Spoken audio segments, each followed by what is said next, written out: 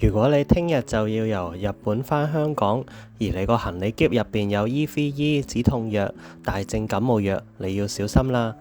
因為呢啲藥未必符合香港嘅註冊規定，加上上面嘅成分喺香港係屬於受管制藥物，帶得多隨時可能被罰款10萬港幣，甚至要坐2年監添。大家好，我係徐藥師，英國註冊藥劑師，今日就用藥劑師嘅角度同大家拆解下日本藥妝入邊究竟有咩成分，令佢哋喺香港咁敏感呢？其實好多香港人都以為喺日本藥妝店隨手買到嘅藥就等於安全，人人啱食。但係事實上係日本嘅標準同香港、英國都好唔同。好多喺日本可以直接上架買到嘅成藥，佢哋嘅成分喺香港其實係要醫生處方或者要註冊藥劑師監管下先可以買嘅。所以如果你唔知情，帶得太多返香港就已經係違法啦。今日我會集中同大家講下2大高危類別。第一類就係大熱嘅 EVE 止痛藥啦。EVE 止痛藥嘅主要成分係 ibuprofen 布洛芬。ibuprofen 呢隻藥其實好常見嘅，喺英國你可以喺普通嘅士多、超市、便利店直接買到。佢屬於非類固醇消炎止痛藥 NSAID， 有退燒、止痛、消炎嘅作用。但係點解喺香港會咁敏感呢？首先喺香港，高劑量嘅 ibuprofen 屬於第一步毒藥，一定要喺註冊嘅藥劑師監管下先可以買得到。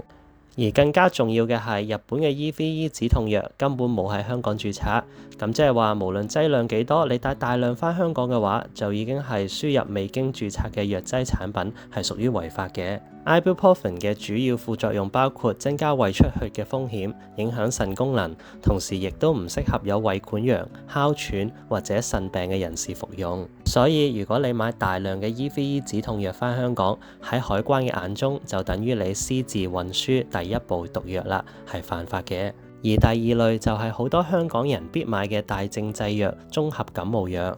佢哋含有一種叫做大蟹藻 codeine 嘅成分。咁大蟹藻 codeine 係咩嚟㗎？佢屬於鴉片類藥物 opioid， 喺止咳、止痛方面效果的確係好強㗎，但係同時佢都有幾個好嚴重嘅問題。佢具有成癮性，可能會抑制呼吸，會引起便秘、頭暈或者常睡等嘅副作用。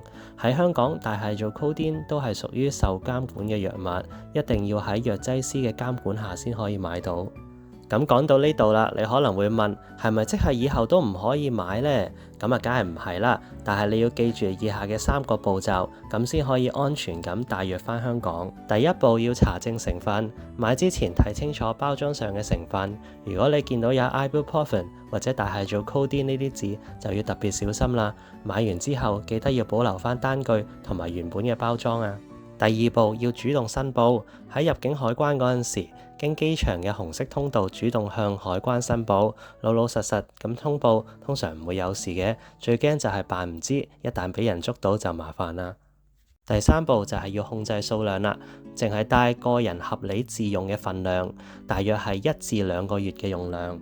切勿過量攜帶，因為海關會懷疑你係轉售用途，咁就麻煩啦。如果你有朋友或者屋企人成日去日本掃貨，記得 share 呢條片俾佢哋睇啦。你身邊有冇人食開日本藥呢？留言話我知，你屋企有邊款日本必買嘅藥？另外，如果你對呢類型嘅影片有興趣，歡迎留言話我知，我可以介紹更多關於日本藥或者香港嘅藥，例如係必理痛同英國嘅 paracetamol 又有咩分別呢？本影片只作醫療科普資訊，不構成個人醫療建議。想睇更多關於英國同香港嘅醫療用藥資訊，記得 like、share、subscribe。我係徐藥師，我哋下次再見。